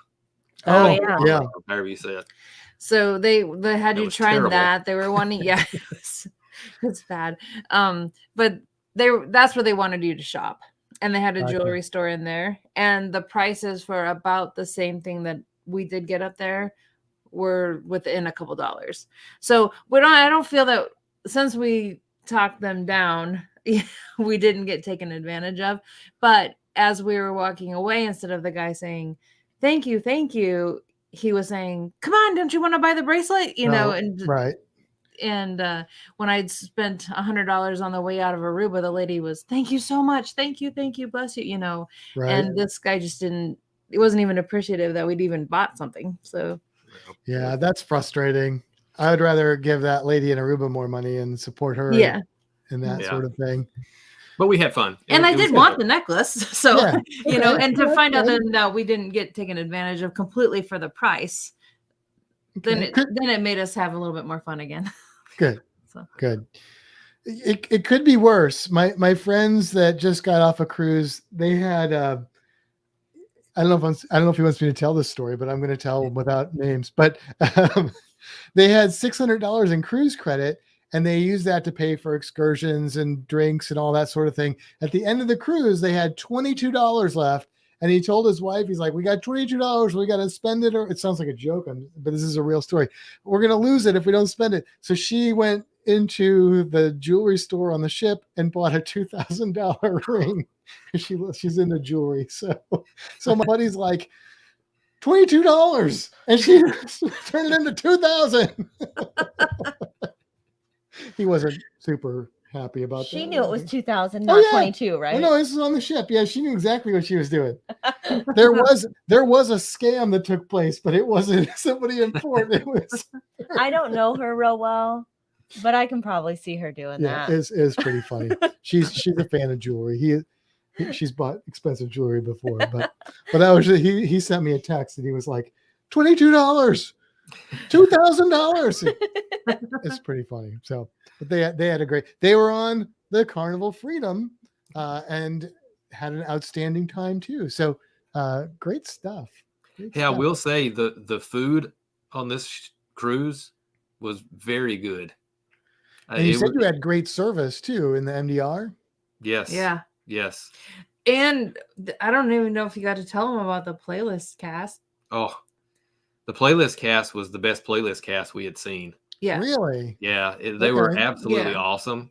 All of them. The whole group was awesome. They were down one girl, wasn't it? Yeah, they were missing one girl. I'm not sure if she got COVID or tested positive or anything, whatever, but they were missing one girl. But they did, every single one of them were awesome dancers, awesome singers. And they worked together very well. And we met a couple who had been on the Freedom in November and said they weren't as polished. So I suppose they'd had all this time to, the more they do it and perform together, the better they get together. Well, it ended up being their end of their performances. Yeah, they were ending their contract. And it was kind of interesting because the very last night performance of the first cruise was the new playlist cast that had come on. And we thought, dang, we're not going to get to see the first cast that we love so much anymore, because the new cast is going to take over. But they were doing an overlap kind of thing. So we had actually on the second leg, well, both legs, we had two playlist casts. Mm-hmm. So on the second leg, the first couple of shows, the playlist cast that we really liked from the first leg performed those. And then the new cast performed a couple of them. And then the following week, the new cast was taking over it all. Yeah, after us. Yeah. Mm-hmm. So interesting. That's good to hear because that is not an area where Carnival is known to really shine. So that's and we'd seen one of the guys before from the first cast that we really liked, and we didn't care for him before, and it must have just been the group he was with, and maybe they were new, or maybe they just didn't click in that group. But he was fantastic in this group. Yeah.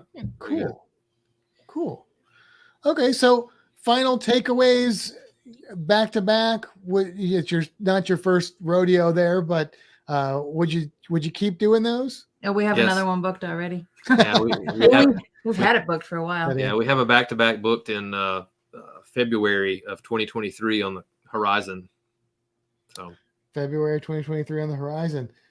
Oh, we're going on the Pride. I'm like, our other group cruise is on the horizon, but yeah. So you should just make it a back-to-back. Stick around till March. Come on the group cruise. If we had more vacation time, we would definitely jump on the group cruise with you. No, absolutely. Yeah. Hey, the Horizon is a wonderful ship. I think you guys are really going to like it. We'll have to get you guys back on after that and get your impressions on the Carnival Horizon compared to the Magic and the Carnival Freedom to see what you think of all those ships. Because I haven't been on the Magic or the Freedom, but I've been on the Horizon, and it's a spectacular ship. I think you're going to like it a lot. I'm excited for it. Yeah. Cool. So, all right.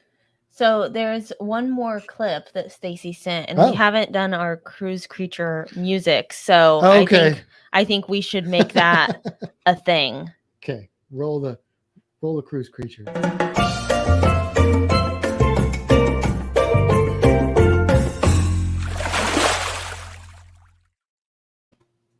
There we go. And now to roll the clip of the creature. Roll that last creature clip.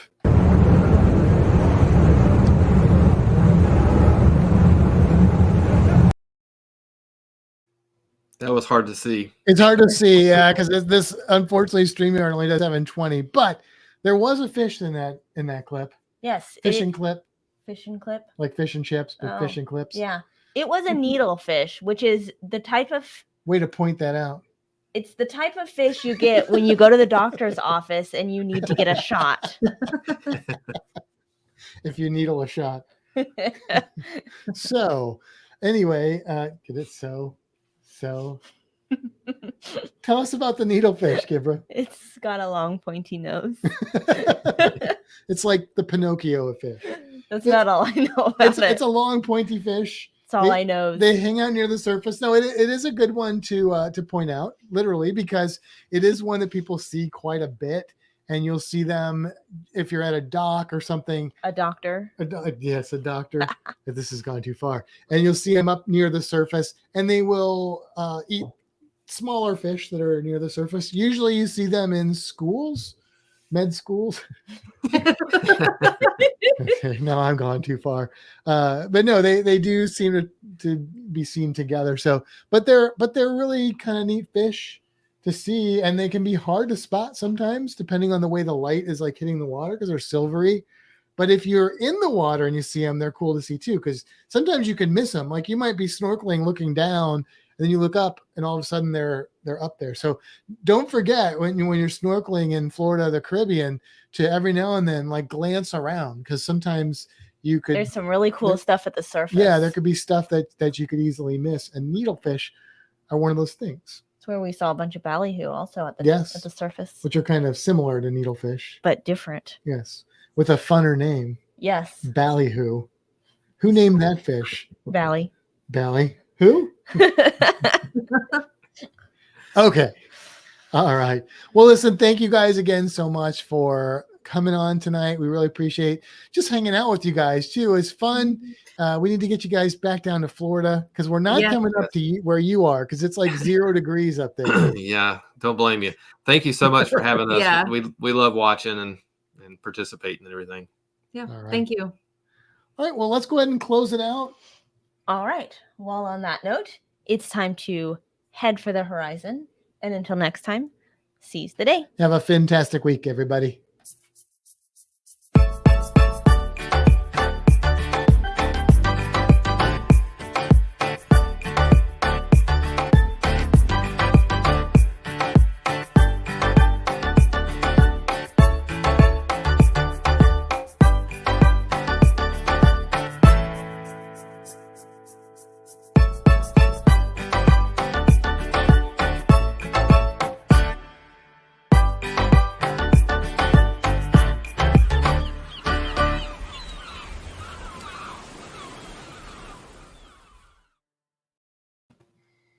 Okay.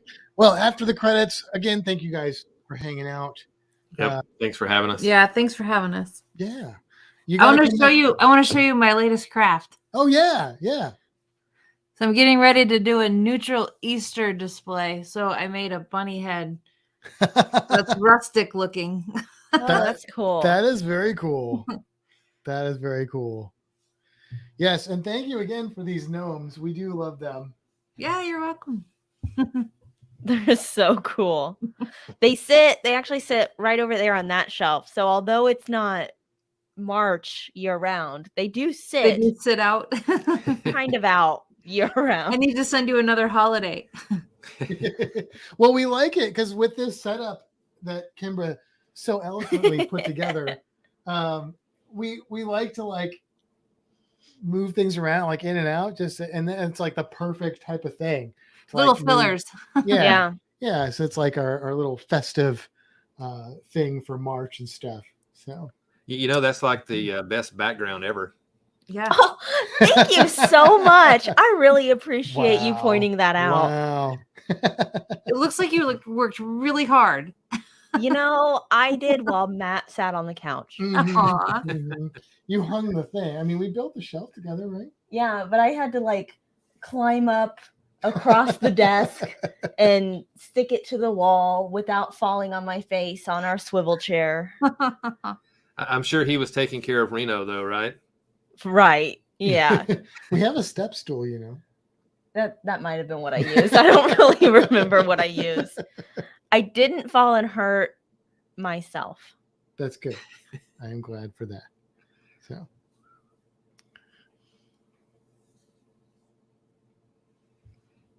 All right, there's our long There's our pause. pause. Is that what your pause? Now we just hang out.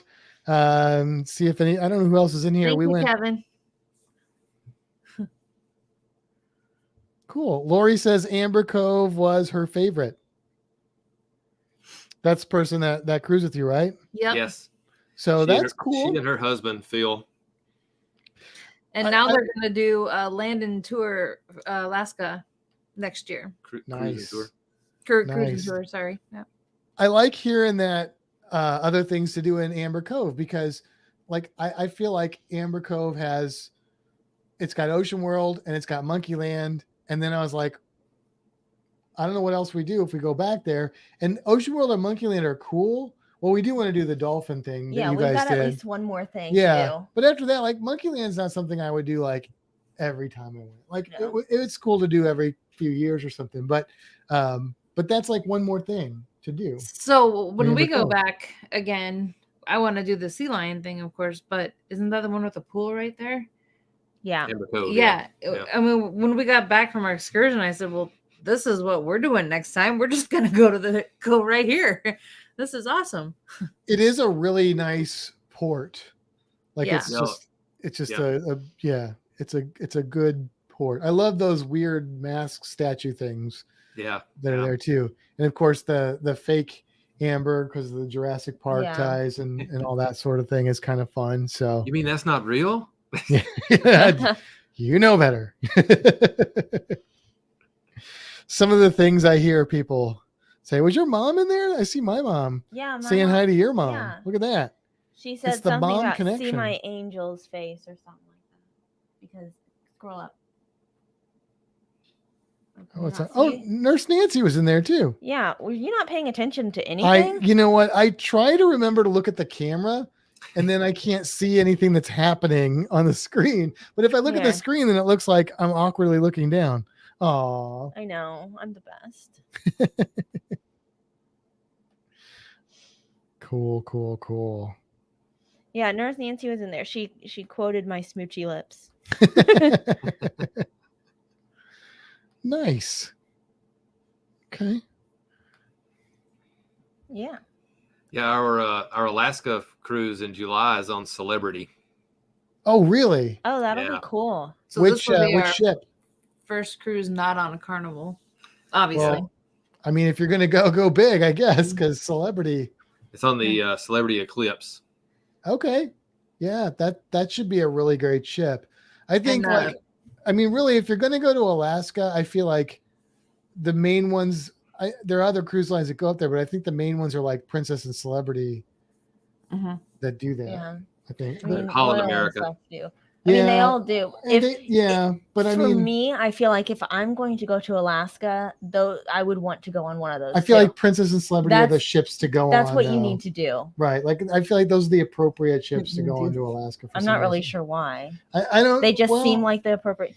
I would maybe do Norwegian as well because they have a big ship with a roller coaster. I think goes up there. Not the roller coaster. The go-karts. Oh, which I can't remember. There's a ship or a line that has like the sky things that go up and move around.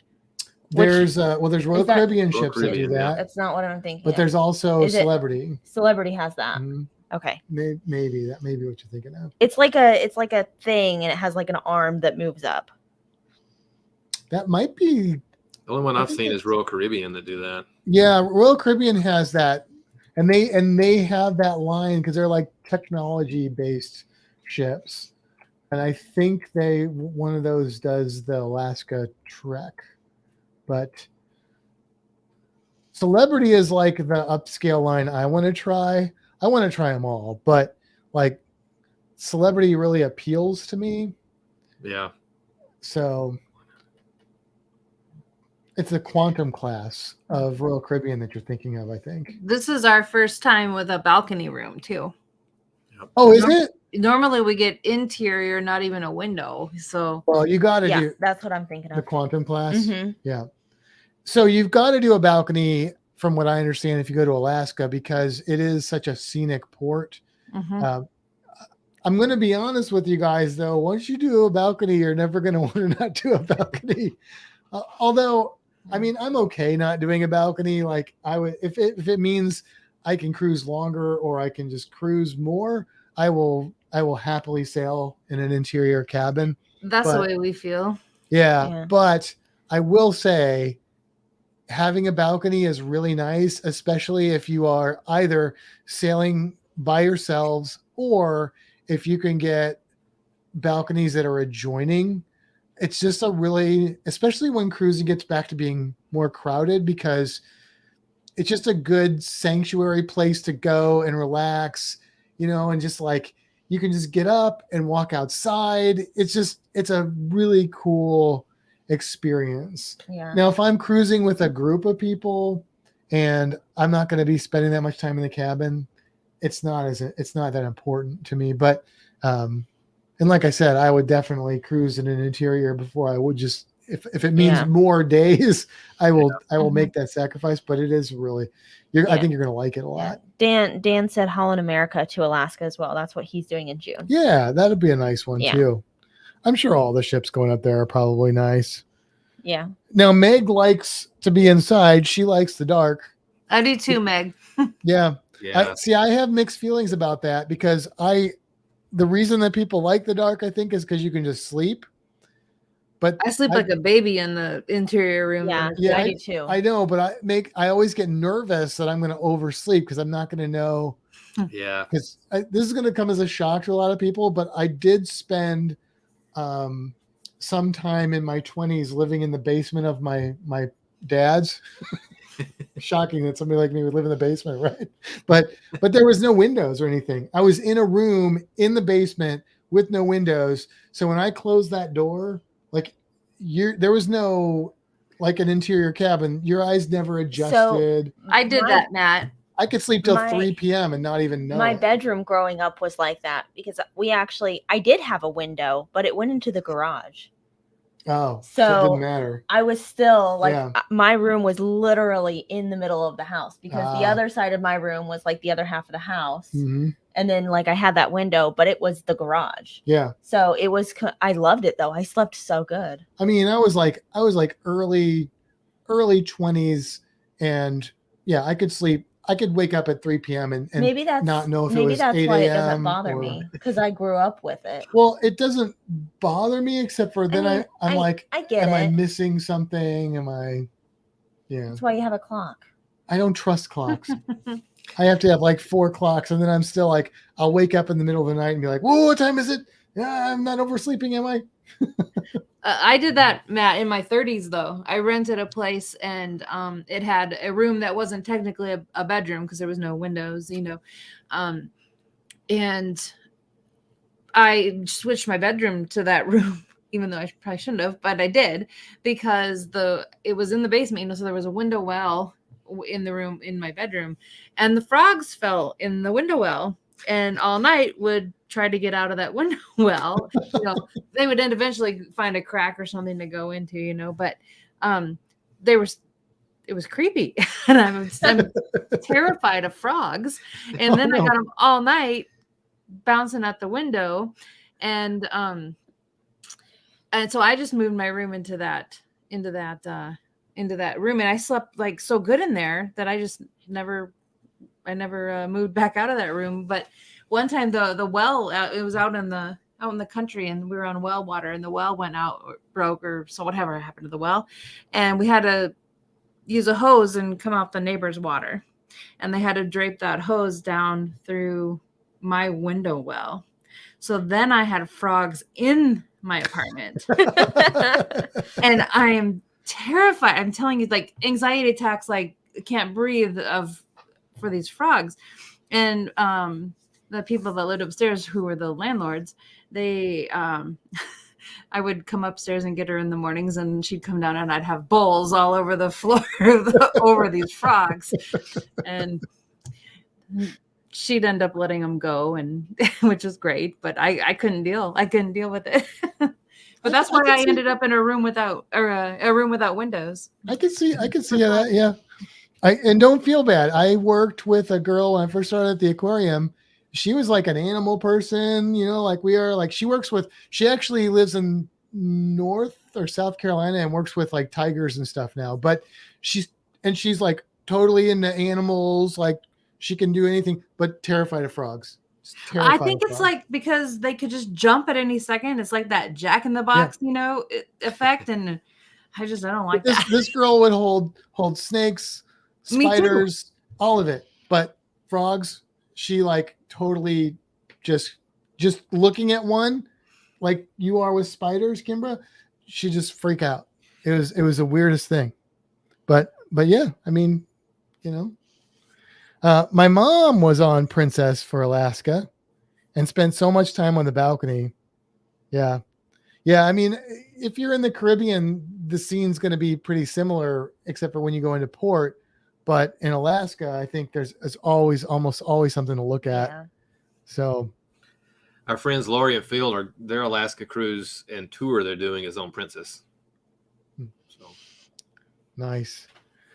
Yeah. Now Dan says he doesn't mind an interior. He's not going to spend much time in the cabin. I mean, you can do that too. You can just hang out on the deck and stuff too. You just want to be able to see that beautiful Alaskan stuff. Yeah. So speaking of balcony, I'm not sure how many people are still here or how many people. Looks like we have more people here now than we have during the thing. But right before we started, we actually got our room information or our cabin information for our cruise coming up in 13 days. Right. We're on are we on the 6th deck? We are on the 6th deck in a balcony. Cool. Yeah. And it looks like we're right by the elevators, which some people don't like that. Like they're like very opposed to being near the elevators because it's louder, but I've never personally had an issue. I think I sleep really well on cruises no matter what. I like being by the elevator because it's convenient. You don't have to walk as far. Yeah. But some people, so different people have different thoughts on that and opinions. But I personally like being right by the elevator. Yeah. Or close to it. I don't have to be like right next to it. This one looks like we're real close. We're like, it's like right around the corner, which is okay with me. We're about midship. Is that about midship?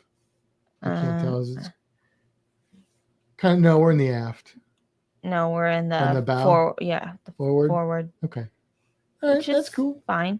Yeah. So this cruise that we're going on was a special travel agent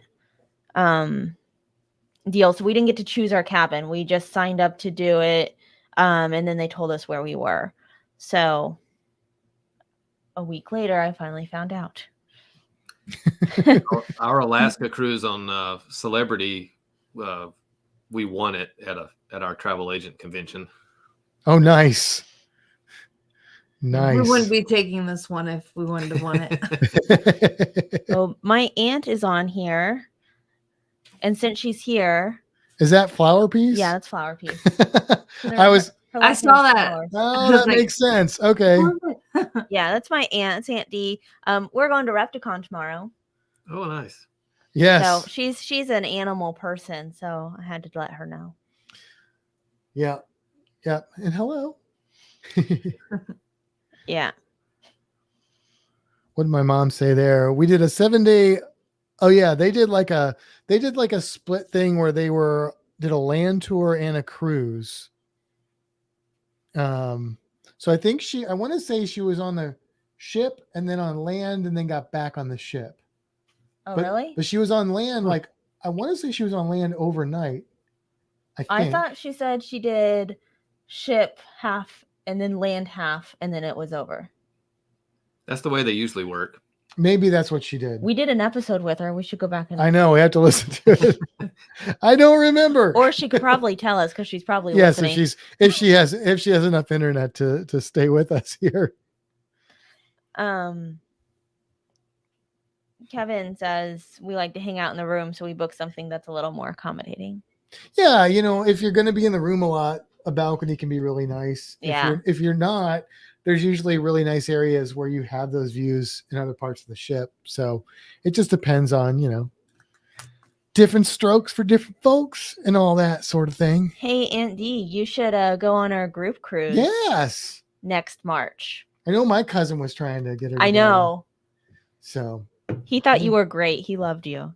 It was really funny. He called my mom fancy and then said that you need to go on the cruise with us. I just got a text from Lori. She was still watching when we talked about the Barracuda. Oh. Well, tell her if she's not still watching, like I said, no worries. You don't have to worry about Barracudas at all. Your mom said 7 days on the ship, 7 days on land, and then flew home. Okay. So you were right, as usual. I know. As per usual, you were correct. Why do you even question I don't really know why I would ever question you. Andy says she wants to hang with Randy. Yeah, you guys would get along. Yeah. You guys definitely get along. She would get along with everybody that's on that cruise, I think. Oh, yeah. We're like, they're your people. Yes, definitely. Yeah, for sure. Cool. Cool. All right. We got anything else? We want to wrap up? We can wrap up. Okay. Gotta go to bed so I can get up early and get some new creatures. What are you getting? We don't know if we're getting anything. The idea, I think, is to go and look at just supplies. She wants to get some gargoyle geckos. Yes, but the problem is they have to be fed like every day, especially if they're babies. And if we keep getting animals every time Repticon comes around, then we won't be able to keep going to Repticon or something because we're quickly running out of space. Well, let me back up a little bit. I want a gargoyle gecko. Matt said, well, if we get one, why don't we breed them? So herein lies the problem. So I want gargoyle gecko. Matt wants multiple so that we can make more. And then we can sell the babies. There you go. Maybe not across state lines. Well, yeah. But yeah, depending on whether that passes. But yeah, I mean, because it's fun to breed the reptiles, and they only have 2 babies at a time. Yeah. I bet your Aunt D would want a gargoyle gecko. I bet she would. We could just give her one. Yeah. Because they're super easy. And they're so cute. They lick their eyeballs. They don't need any special heat. They're like room temperature. They don't like it. They are less tolerant of heat than humans. They don't need any special lighting. They're so easy. They eat like a powder gel food. You just mix it with water and give it to them. Occasionally insects if you want, but they really don't have to even have that. So she said she'll take a baby. There you go. See? There's a reptile expo on Sunday in Indy. There you go. You should go. Are you going? All right. Are you ready for... Well, probably not actually bed, but maybe. Maybe. Well, thanks again, guys. It was really cool, fun hanging out with you guys. We really had a blast when you guys were down here, and hope to get to do that again. And yeah, we did too. I know the group cruise isn't going to work out, but we would love to cruise with you guys at some point. Yeah, we would like that as well. Yeah, that would be awesome. Cool. All right. Thanks for having us. Yeah, thanks for having us. Yeah, thanks for joining. All right. And good night to everybody out there. Thank you guys for tuning in, and we will see you next week. Bye. Bye, everybody. Bye.